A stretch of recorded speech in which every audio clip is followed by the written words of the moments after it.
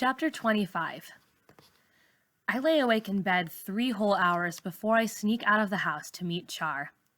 I keep trying to think of some reason I can give Char for not showing up. A good reason that Char will buy so I won't get my butt kicked. But I'm too scared to think straight, so I put on my clothes and go. It's still kind of dark when I get to school. During school hours, the front door is locked and kids have to be buzzed in. But early in the morning like this, when the janitors and the folks who do the cooking are just making their way in, the door is unlocked. We all meet by the side of the building and make sure it's clear before we go in. I'm trying to tell Char I don't think I want to do this, but she ain't listening. She's telling me to be quiet and to get going inside.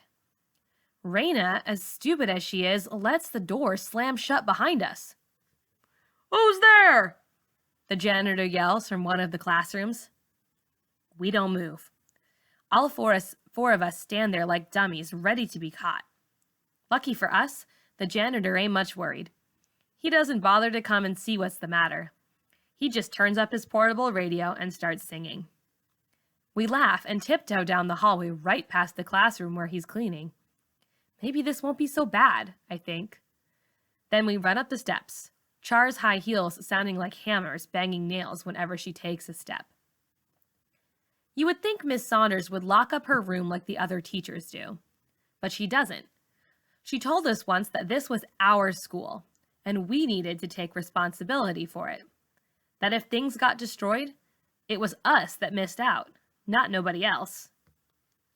Miss Saunders has redone her classroom, like she does for every new book we take on. Monday, we start Alibaba and the 40 Thieves. Her classroom has got about 100 ribbons hanging from the ceiling. Sheer, puffy curtains are tacked to the walls. The room is full of purples, pinks, and greens.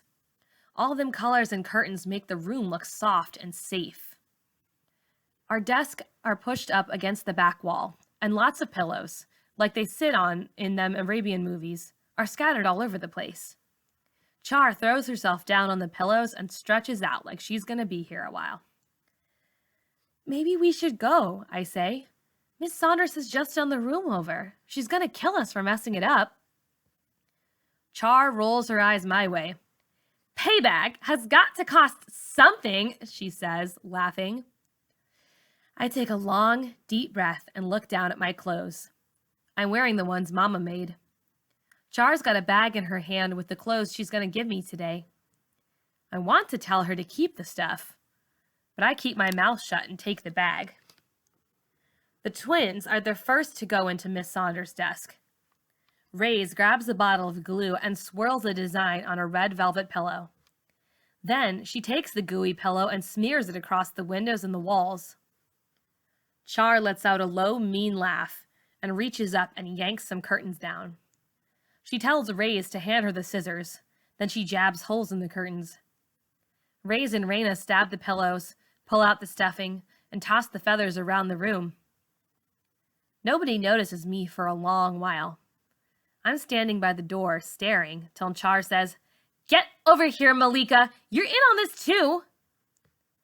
I have to do something. They'll think I'm chicken if I don't. So I get Miss Saunders' grade book out of the desk. Her watch is sitting there, ticking loud as a clock.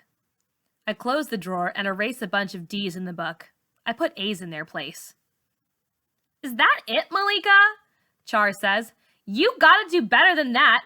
Get over here." She takes a lighter out of her pocket and hands it to me. She tells me to burn the pile of money on the table. It's not the kind of money we use in this country. It's some foreign money, with puffy-headed kings and queens wearing tall collars.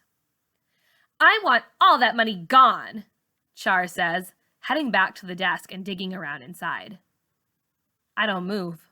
I stand real still. "You hear me talking?" Char asks. She digs around in the desk drawer, shoves something in her pocket, then dumps the drawer on the floor. "This ain't right," I whisper. Char grabs a hold of my hand and says, "Do it, or I ain't never gonna bring you no clothes." I shake my head. "No." "You protecting Miss Saunders?" Char wants to know. "You protecting that hussy? Why? She don't like you neither. All this time making a fool out of you in class? You stupid girl! Do as I say or I'll do something to mess you up. I don't say nothing. Even though Miss Saunders and I didn't hit it off right away, she is still a teacher, I tell Char. She still runs the show.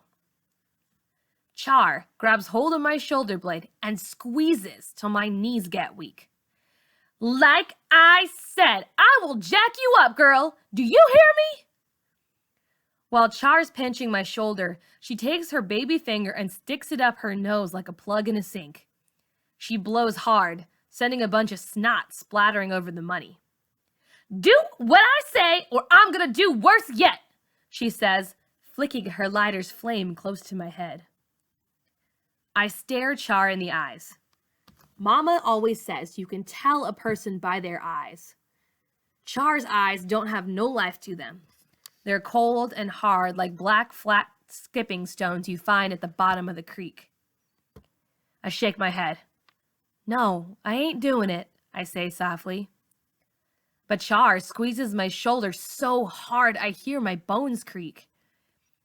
I grab the lighter with my other hand and set the money on fire. The kings and queens curl up, turning black, and disappear. There's nothing but ashes on the table. Char lets me loose and heads over to the twins. I'm crying in the corner, wishing I could undo this whole school year. Wishing I could go back to being who I was, not somebody's fool. I'm rubbing my arm when I hear something popping and sizzling. It's the curtains on the wall. They're on fire! Girl, you in trouble now? Char says to me, her eyes wide. Shh, Ray says, peeking out the door. Somebody's out there. It's the janitor. He's around the corner, heading our way.